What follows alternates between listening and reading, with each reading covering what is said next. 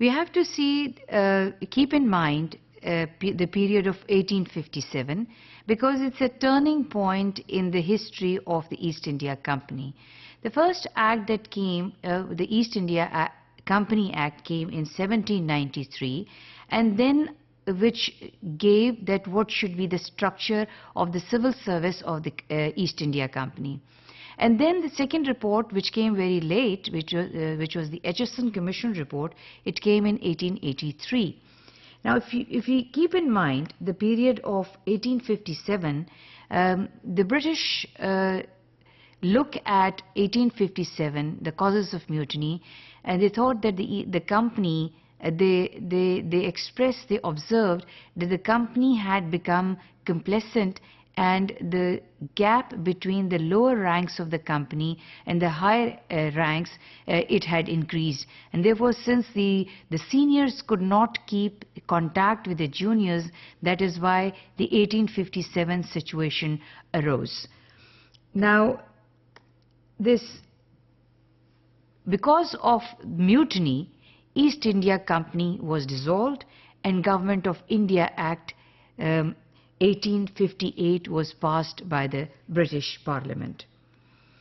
Now at this point in time, the British Parliament, the Crown, the King of England was now directly the ruler of the subcontinent. Of course, it was ruling it through its parliament. And in order to review the structure of the civil service, a commission was constituted in 1883, which made certain recommendations. To begin with, this commission recommended that the distinction between covenanted and uncovenanted civil service should be kept. The second recommendation which this commission made was to indigenize the civil service, which was implementing the policy of the British government, and this indigenization would mean कि जो local लोग हैं वो भी civil service में काम करेंगे, खास तौर पर covenanted civil service का हिस्सा होंगे. जिसका मतलब ये है कि पहले सिर्फ English men were in the covenanted civil service, in the service. Now the local could also be placed in senior position, in higher position. The other recommendation that was made was by this commission कि इस distinction को covenanted और uncovenanted की distinction को ख़त्म किया जाए. ये भी इस commission की recommendation थी. इसकी next recommendation जो थी वो ये थी कि imperial civil service जो है वो constitute किया जाए. Later on imperial civil service जो है वो Indian civil service उसका नाम दिया गया.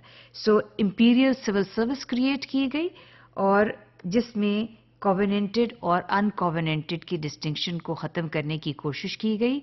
और जो इसके अलावा recommendation थी कि provincial civil service और subordinate civil service जो है उसको भी बनाया जाए. यानी अब यहाँ पर एक और तब्दीली आ रही है कि बजाय centralized control के powers को dilute किया जाए और provincial level के ऊपर भी पावर्स को लेके लाया जाए और प्रोविंशियल सर्विस जो है वो कॉन्स्टिट्यूट की जाए और सबऑर्डिनेट सर्विस जो है कॉन्स्टिट्यूट की जाए. एक और चीज़ जो मैं यहाँ पर बताऊंगी कि आर्लिंगटन कमीशन रिपोर्ट थी जो 1912 में आई, उसमें भी फर्दर इंडिजिनाइजेशन या लोकल सिविल सर्वेंट्स की रिक्रूटमेंट को सिविल सर्विस में रिकमेंड किया गया.